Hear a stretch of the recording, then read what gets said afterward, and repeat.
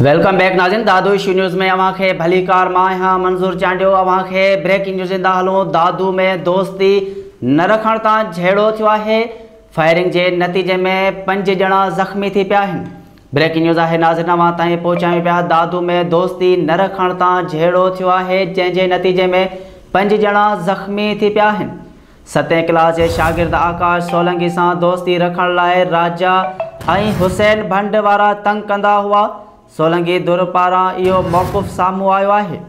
अवां खे breaking news ॾींदा हलूं। दादू में दोस्ती न रखण तां झेड़ो थियो आहे। फायरिंग के नतीजे में 5 ॼणा ज़ख़्मी थी पिया आहिनि। सोलंकी बिरादरी के ज़ख़्मी थियलनि जे औरतुनि दादू प्रेस क्लब आॾो धरणो हणी जवाबदारनि की गिरफ़्तारी जो मुतालबो कयो आहे। उन सिलसिले में लाइन ते मौजूद है दादू इशूज़ जो नुमाइंदो न्याज़ चांडियो। जी न्याज़ चांडियो, आगाह कजो, वधिक छा तफ़सीलात आहिनि? जी बिल्कुल मंजूर।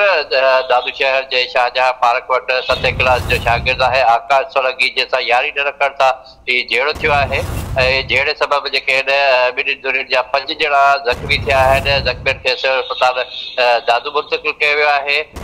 ज़ख़्मियुनि में वहीद भंड, न्याज़ भंड, सरवर सोलंकी, बरकत सोलंकी, भक्त सोलंकी ॿुधाए पिया वञनि। जॾहिं त ज़ख़्मियुनि में 3 ज़ख़्मियुनि जी सोलंकी बिरादरी जे 3 ज़ख़्मियुनि जी हालत गिरती जोगी हुजण सबब उन्हनि खे नवाबशाह रेफर कयो वियो आहे।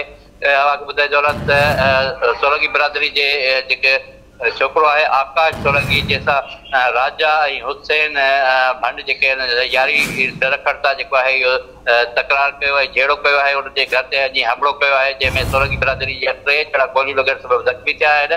ऐं सोलंकी बिरादरी जे औरतुनि दादू प्रेस क्लब जे अॻियां एहतजाज कंदे इहो मुतालबो कयो आहे त जवाबदारनि खे फौरी तौर गिरफ़्तार करे केस दाख़िल कयो वञे।